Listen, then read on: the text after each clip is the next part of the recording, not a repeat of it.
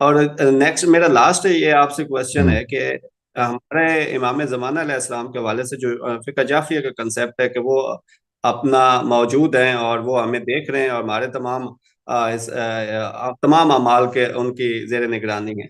تو میرا یہ کوشچن یہ ہے کہ میں اگر میرے امام ہیں اور میں ان سے کوئی رہنمائی لینا چاہ رہا ہوں تو میری امامت میرا امام تو وہ ہے جو مجھے دو بدو میں جس سے رہنمائی یا جس تک میری پہنچ ہو اپروچ ہو. اور اگر ہوں وہ غیبت میں ہیں تو مجھے کم از کم مجھے ان کی غیبت سے کیا فائدہ ہونا ہے. ویئر ایز کہ مجھے تو چاہیے ایک ایسا امام جو جن سے کم کوئی رسائی حاصل کر سکوں اور میرے ان مسائل کا میں ڈائریکٹ ایسا حل دیکھ سکوں جی. کہ جو سرٹیفائڈ اتھینٹیکیٹڈ جو ان کا نظریہ ہو وہ مجھے پتہ چل سکے. تو ان کا آتھینٹیکیٹڈ ان کا فرمان یہی ہے کہ میرے غیبت میں میرے روات احادیث سے رجوع کرو، میرے روات احادیث سے رجوع کرو. اور یہ آپ کو اگر پھر بھی اگر روات احادیث سے آپ رجوع کرتے ہیں یا احادیث میں کوئی ایسی بات نہیں ہے، اگر ایسا مسئلہ ہے جو راوی حدیث کے پاس ہو ہی نہیں سکتا، بالکل آپ دعا کر سکتے ہیں اللہ سے، خود امام زمانہ علیہ الصلوۃ والسلام سے توسل کر سکتے ہیں اور یقیناً اس کا جواب آ جائے گا. اور امام علیہ الصلوۃ والسلام کی حدیث ہے کہ وہ غیبت میں اس طرح آپ کو فائدہ پہنچاتے ہیں جیسے سورج جب بادل کے پیچھے ہوتا ہے. جب سورج بادل کے پیچھے ہوتا ہے سورج ہمیں نظر نہیں آتا، لیکن سورج کی روشنی، سورج کی گرمی کی وجہ سے زمین میں زندگی اور حیات ممکن ہے.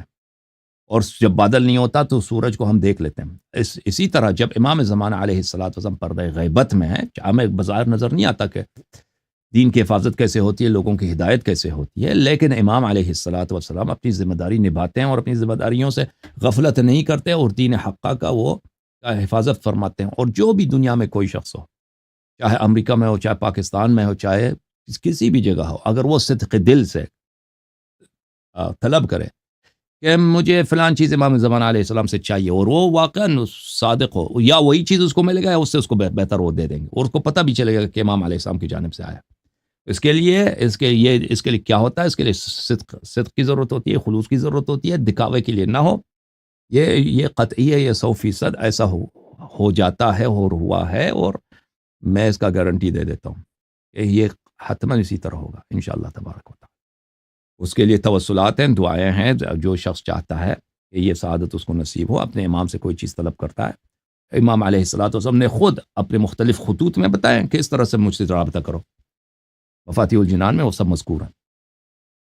اوکے میرے بھائی، تھینک یو سو مچ. اللہ آپ پھر کو بحث عزت، بات ہوگی. Thank you. اللہ آپ کو سلامتی دے، اللہ آپ کو عزت دے. Thank you sir.